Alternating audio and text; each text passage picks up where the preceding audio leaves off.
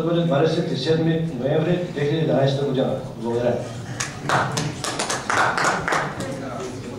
Благодаря ви. Господин Дяков, бихте ли предали писмено предложение?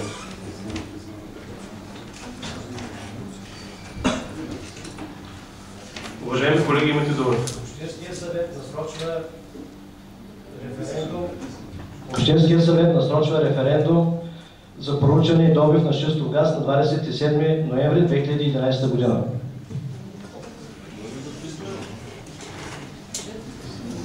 Ако обичате, предайте си писмено, за да бъде подложено на гласуване.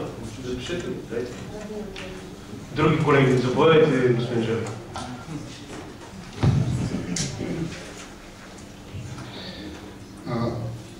Аз не очаквам извинение от господин министър-председател.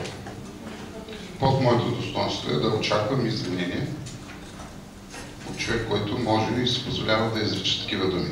А по същество, на 3 септември ние гласувахме първоначално проучванията да стават само след провеждане на местен референдум. В края на това заседание на 3 септември ние гласувахме докладната и я отхвърлихме. И аз не напразно в началото попитах кой точно е докладчика на тази докладна, защото за 50 заседания навсякъде в дневния ред фигурира кой докладва докладната. Само в тази отсъства. Удовлетворен съм от това становище на госпожа Детелина Николова, ако беше произнесено на 3 септември. Защото то е абсолютно същото, каквото е нашето решение. Проучване за добив да се провежда само след референдум. Смисъла на тази докладна бе следния. Община град Добрич да вземе принципно решение за или проучване и провеждане на добив на шистов газ след провеждане на референдум. Днес да определим такава дата, да се проведе този референдум, а не да става след постъпило искане, след хиляди становища, при условие, че вся власт съвета, мисля, абсолютно сигурни какви ще бъдат. Така че просто не знам какво обсъждаме в момента.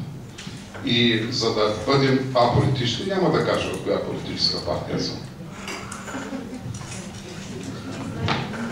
Ами, аз нямам друг отговор, освен той, който господин Желев ви дадох в началото, преди да встъпим на разискване.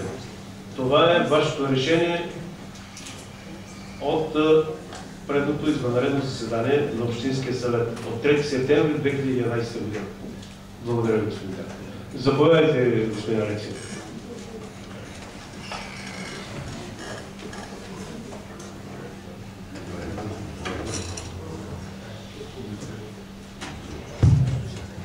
Да.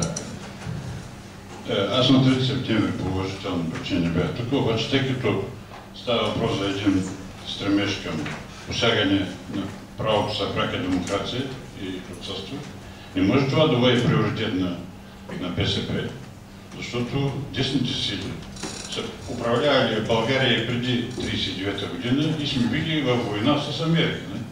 Така че не пипайте по много бърз начин природата на Добруджа. Ние сме против тази работа категорично, представителите, да ви казвам на коя партията е. Няма така, защото се политизира. Ако че ви играете тук, вие сте временна група за множество, защото и се стопи като с някакъв, като затуха южника. Ние сме го правили с 29 съветника.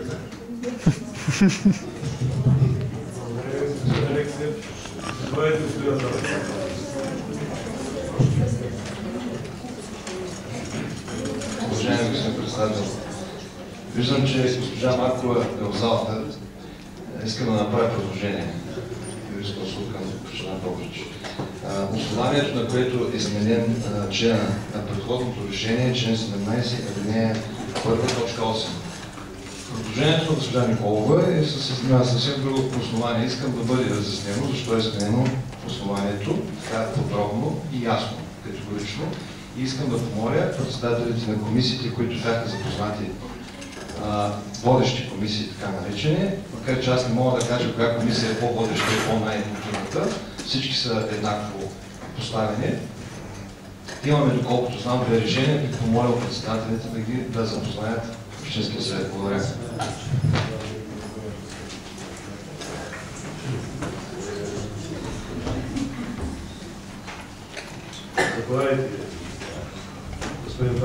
Господин председател, аз като човек от вносителите и докладвал докладната би трябвало да взема някакво отношение според мен. Първо искам да изпълним решението, взето на извънредната сесия, след като чухме становищата на кмета и на останалите политически сили. В решението фигурира да чуем становищата и на водещите комисии. Доколкото знае, имат решения, гласувани. Мисля, че е нормално да ни запознаят с решенията, които са гласувани във водещите комисии.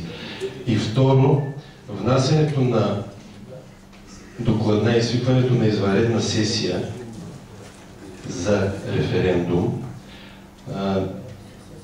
според мен не беше с цел да изчакаме позволение за проучване за шистов газ, а да дадем право на гражданите да кажат дали те въобще искат да се извършва такова проучване.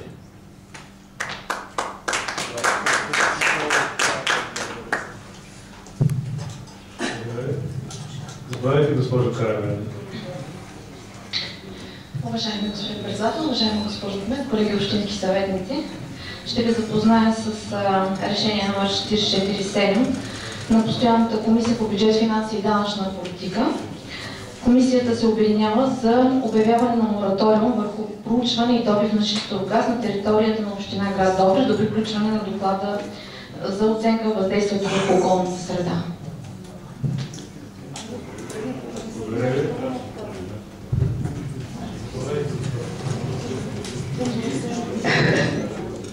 Господин председател, госпожо кмет, колеги, на извънредно заседание Постоянната комисия по обществен ред и контрол се обедини около решението Общинския съвет да наложи мораториум върху търсенето, проучването и добива на нефт и природен газ на територията на община град Добрич до изготвяне оценка за въздействието на околната среда от компетентните органи. Други колеги?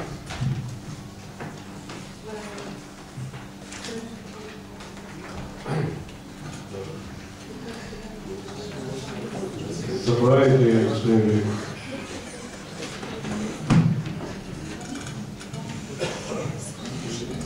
Няма да вземам отношение по въпроса, тъй като групата на ГЕРБ изрази своето становище.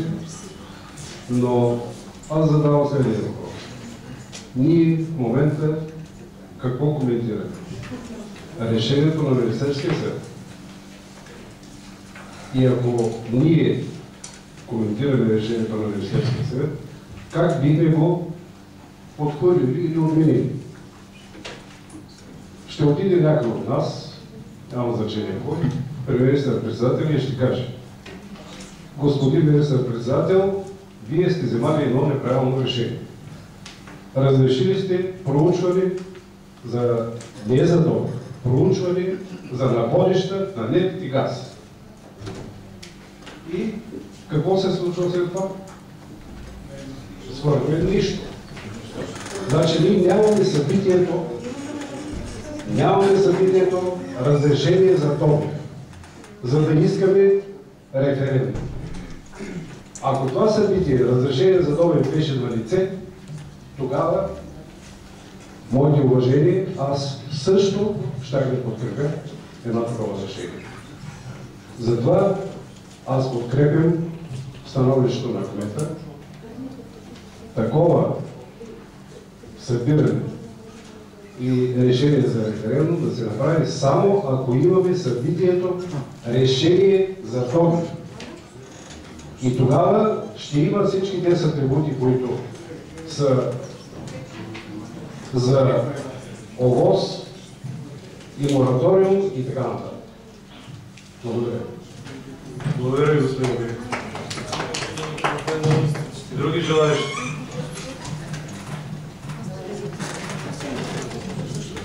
Заповядайте, господин Желев.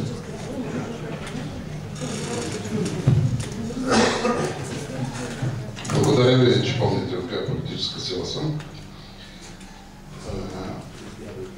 Нека да не намесваме хора, които сме сигурни, че няма да получим ни извинение.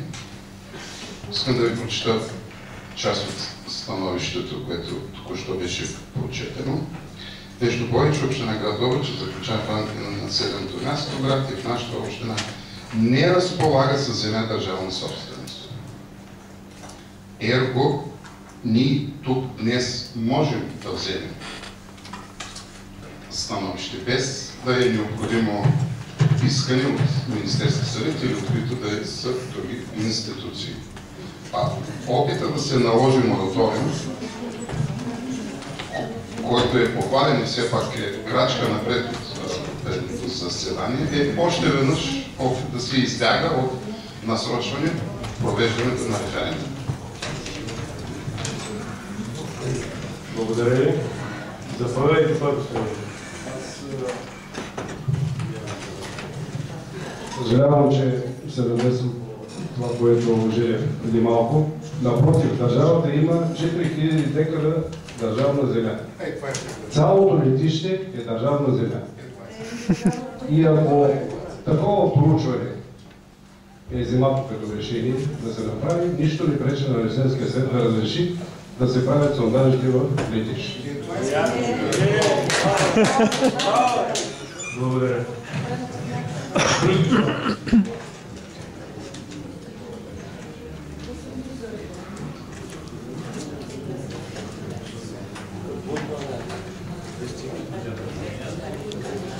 Уважаеми колеги,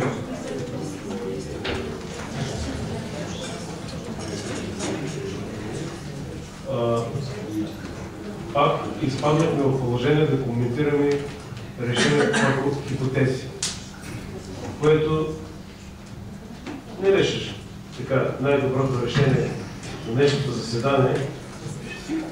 Аз повече няма да коментирам. Ще предложим на гласуване на залата двата проекта за решение, които са постъпили в писмено тук. Едното е на кмета, на комисиите на Общинския съвет